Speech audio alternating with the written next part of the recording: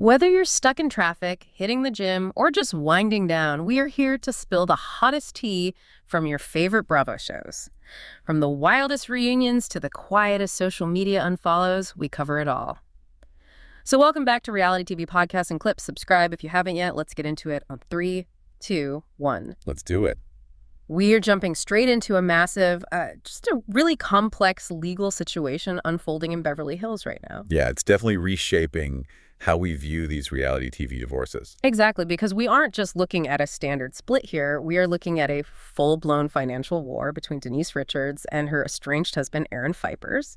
And the headline number in this filing is just staggering. It really is. Erin is officially requesting spousal support to the tune of $150,000 a month. I mean, it is a massive number. Mm-hmm. But when you strip away the initial shock value and actually look at the legal filing itself, you start to see the architecture of his argument. Right. Because in California, spousal support is often determined by the marital standard of living and the disparity in income between the two parties. And he is heavily leaning into that disparity. Exactly. Yeah. His legal team is painting this picture of total destitution on his end versus massive abundance on hers. He claims he has absolutely no stable residence right now. Which is wild to think about. Right, and he's carrying six-figure debt. Yeah. While at the same time, he's pointing out that Denise is bringing in really substantial revenue from multiple different streams. And one of those revenue streams is the center of a very specific, a really unusual legal argument that I want to dig into. Oh, the OnlyFans argument. Yes.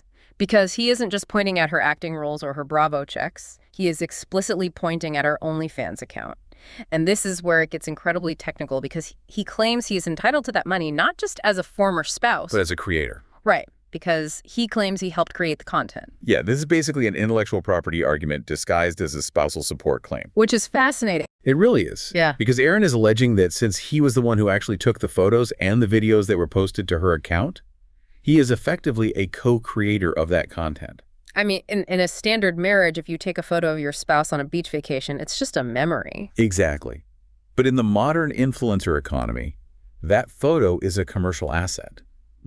Erin is essentially arguing that he provided the labor for that asset. The cinematography, the lighting, the direction. Right. The behind-the-scenes work that made that asset valuable in the first place. So he is arguing that this was essentially a business partnership. If he held the camera, he owns a piece of the copyright. Or at the very least, a piece of the revenue generated by that specific copyright. Right. He is trying to establish that the content was a joint venture.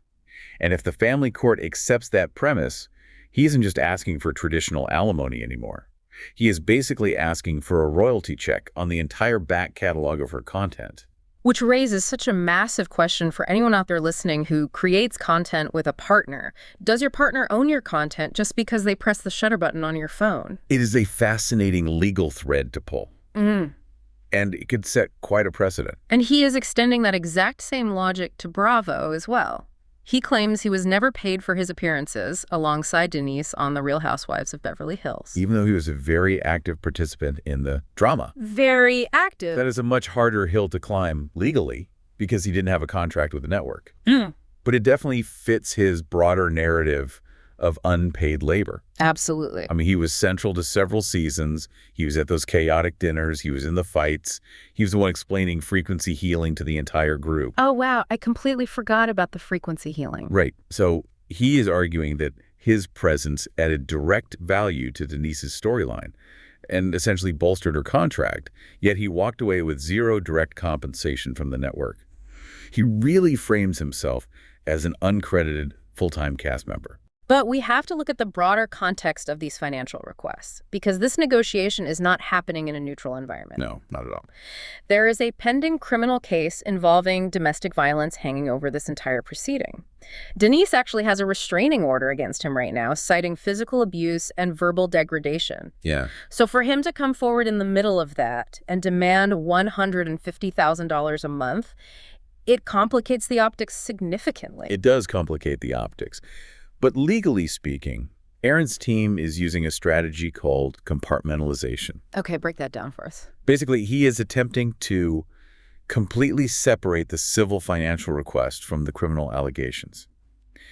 His argument is that the abuse claims shouldn't negate his right to spousal support under California law. especially since he hasn't been convicted of those claims in a trial setting yet. But wait, the documents actually mention that he has pled guilty to certain charges. How does he square that guilty plea with asking her for money? It is a very specific legal maneuver. The documents note that he has pled guilty to charges brought against him by the state to resolve the criminal case quickly, but he simultaneously denies Denise's specific narrative of the abuse in his civil filings. Oh, I see. It's a way to close the door on the criminal liability without fully admitting to the specific acts in family court that might completely disqualify him from receiving financial support. He is walking a very thin tightrope between the criminal justice system and the family court system. A very thin tightrope. And the family aspect of this has spilled over into the public sphere in a really messy way. His mother, Patricia, and his brother, Brett, actually launched a GoFundMe campaign to raise $110,000 for his legal defense. And that is exactly where the battle moved out of the courtroom and straight into the court of public opinion. Because Denise's reaction was immediate. Oh, absolutely. Yeah. She didn't just criticize the fact that they were fundraising, she criticized their specific method. They reportedly used references and imagery involving her 14-year-old daughter, Eloise, in their plea for money. Which is just a line you do not cross. I mean, using a child to raise money from strangers for the legal defense of the person accused of abusing that child's mother. Exactly. Denise publicly called it outrageous and completely wrong. And from a PR standpoint, it suggests a real level of desperation on Aaron's side. It looks like pure exploitation. It does. And it completely solidified Denise's position in the public eye. It shifts the entire narrative from a bitter divorce over money to a mother protecting her children, which is a much more powerful stance to take. Speaking of protection and physical safety, we actually need to shift gears to Lisa Rinna, because she has been making headlines again, and this time it involves a very serious accusation regarding a premiere party for the traders. Right. This isn't about money or contracts. This is about physical safety. Exactly. This is a genuinely disturbing story. Reports indicate that Lisa Rinna believes she was drugged, specifically roofied, at that premiere event. And the person corroborating this story is actually Colton Underwood. Which is like an interesting dynamic to look at because Colton is famously sober. He is a very reliable narrator to have in a party setting where everyone else is drinking. That is a great point. And he was reportedly with her all night. Correct. Colton observed a sudden and drastic shift in her behavior. He said she was stumbling, acting heavily intoxicated, but that completely mismatched what he had actually seen her consume that evening. So he knew something was wrong physically. Yes.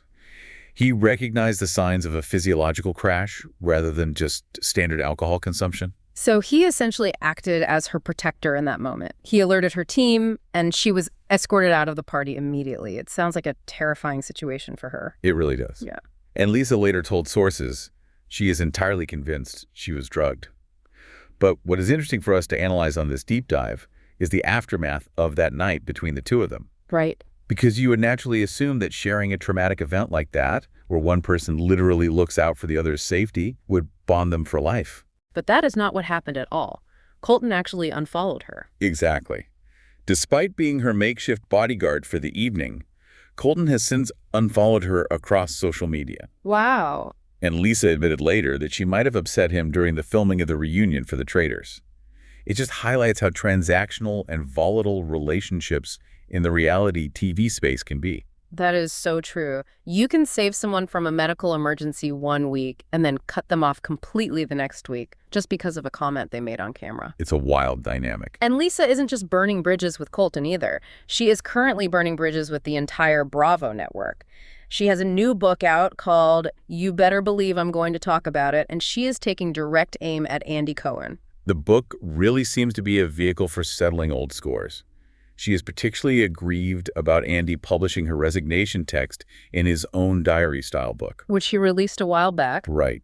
She views that as a massive breach of professional confidence. She publicly called him shady for leaking private messages. And honestly, I can understand that perspective. If you send a text to your boss quitting your job, you don't expect to see that text printed in Barnes & Noble a year later. It definitely speaks to the blurring of lines between talent and executive in that universe. Over there, absolutely everything is considered content. Everything. But Rinna's reaction was characteristically theatrical. In her book, She claims she threw Andy's book straight into her fireplace and watched it burn gleefully. Watched it burn gleefully. It is a very specific, very dramatic visual.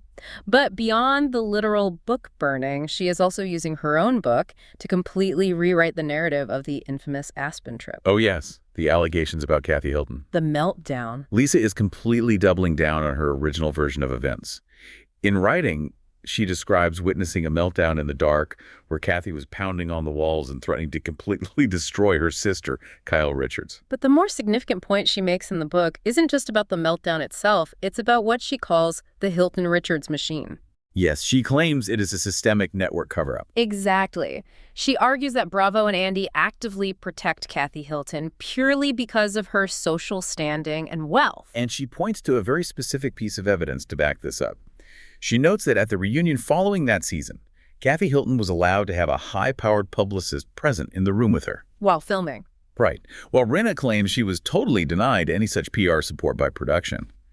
She frames herself in the book as the brave whistleblower who was ultimately punished by the network for exposing a protected class of the show. It is the ultimate David versus Goliath narrative, except Goliath has a high-powered crisis publicist sitting off camera. Exactly.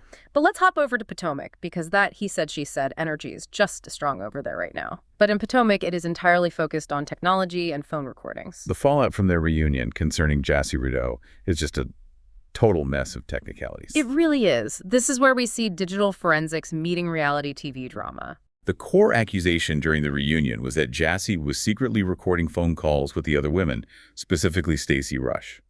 And in this particular friend group, being labeled a secret recorder is essentially social exile. It's the ultimate betrayal.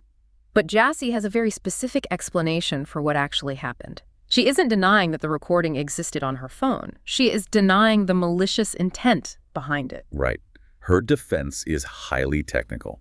She went on social media and claimed she heard an automated message on the phone line literally saying, "This call is being recorded." Like a customer service line. Exactly. Yeah. She says she then asked Stacey about it on the call, then checked her own phone and realized she had accidentally triggered the screen recording function on her own device. Oh, wow. She frames the entire incident as a fumble.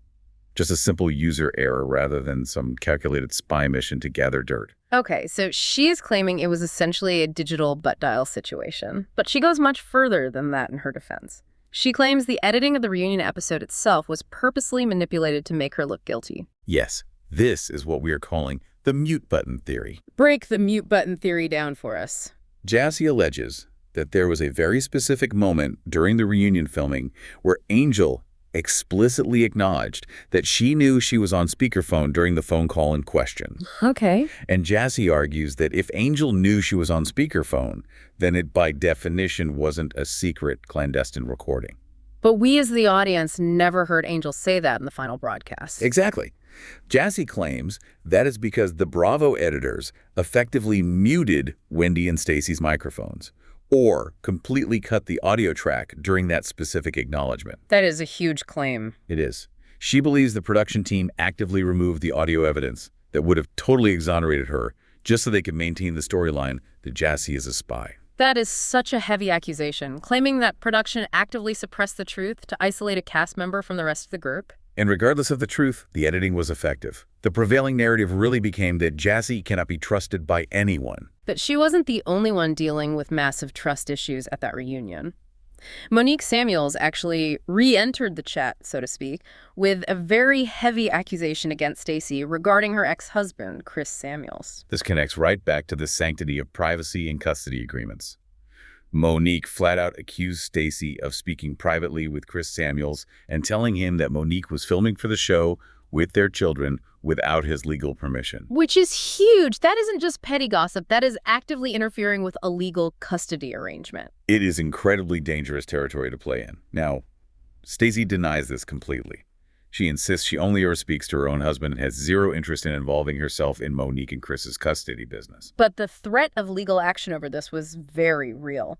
Kiarna Stewart provided a detail at the reunion claiming that Chris Samuels was actually preparing a formal cease and desist order if the situation wasn't resolved immediately. And let's be real, a cease and desist from a former NFL player with endless resources is not something you just ignore. No, it is not. And Wendy Osefa made a very astute observation about the group dynamics while this was all going down.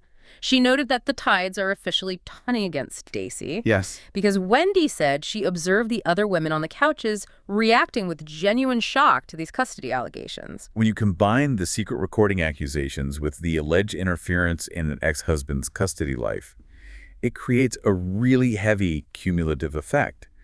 Stacy is starting to look like a massive liability to the rest of the group. Speaking of shifting tides and group liabilities, we absolutely have to talk about the Atlanta Season 17 trailer that just dropped. Yes, the peach holders are officially back. And we have some major new faces in the mix.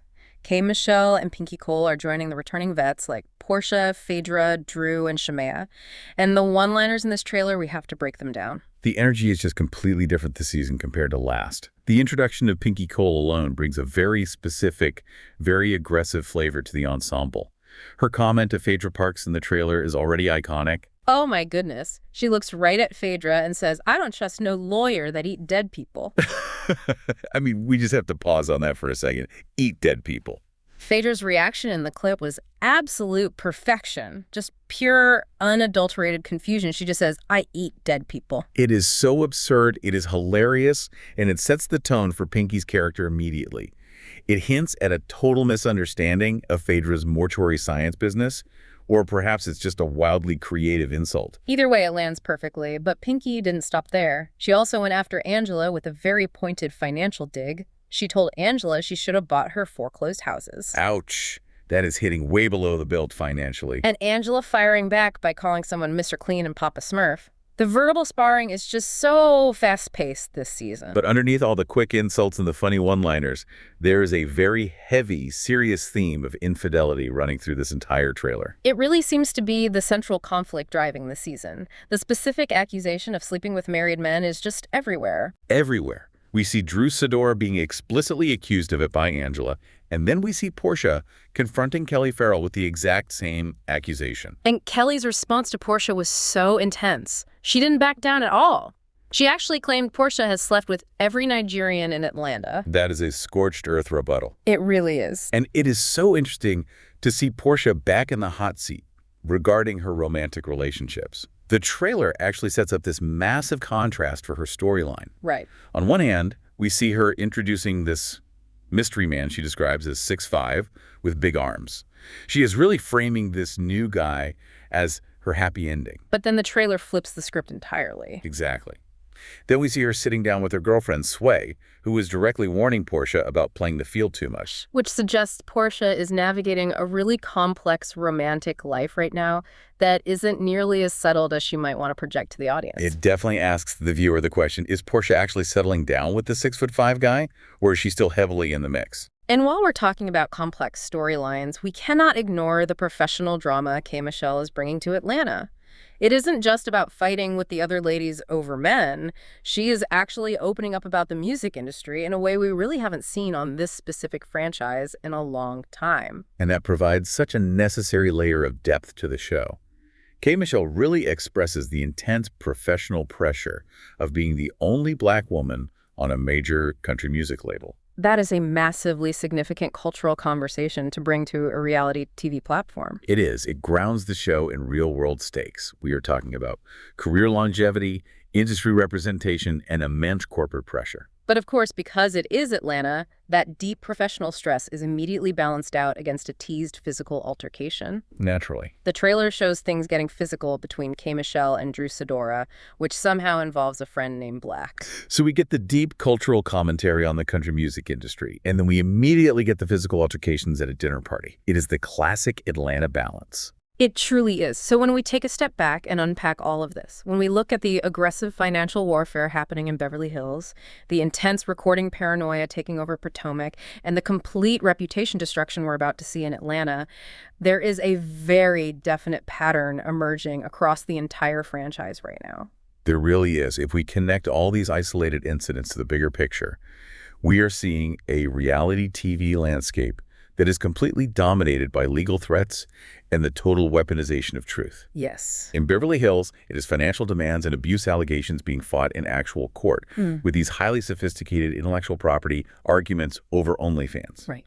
In Potomac, it is all about secret recordings and custody interference, which is essentially the weaponization of privacy invasions. And in Atlanta, it is the age-old accusation of infidelity, but taken to extremes. But the main difference now is the language they're all using, right? Exactly. In every single city, the cast members are increasingly using actual legal terminology to fight their battles. They're constantly talking about cease and desist, intellectual property rights, defamation lawsuits, and manipulating the edit. They're using the legal system as weapons in their interpersonal friend conflicts. It has moved so far beyond just throwing a glass of wine at a dinner party. Now it is about throwing lawsuits and invoking family court to settle scores. It's almost like they have all become amateur lawyers overnight, or at the very least, they fully understand that fighting in the court of public opinion on television is just a warm-up for real civil court. Precisely. And this raises such an important question for you, the listener, to mull over. We constantly hear cast members like Jassy claim that the network editing hides the real story. Or we hear Lisa Rinna claiming in her book that production actively protects powerful families like the Hiltons with off-camera publicists. So when you were sitting on your couch watching these shows, how much of the reality do you think we are actually seeing? And how much of it is simply a manufactured protection racket for whoever happens to be the most powerful person in the room that season? Is the true villain the person screaming at the dinner table, or the person who quietly convinced the editor to cut their microphone? That is definitely something to think about the next time you tune in to watch. It really is. Thank you so much for joining us on this deep dive. We'll catch you next time.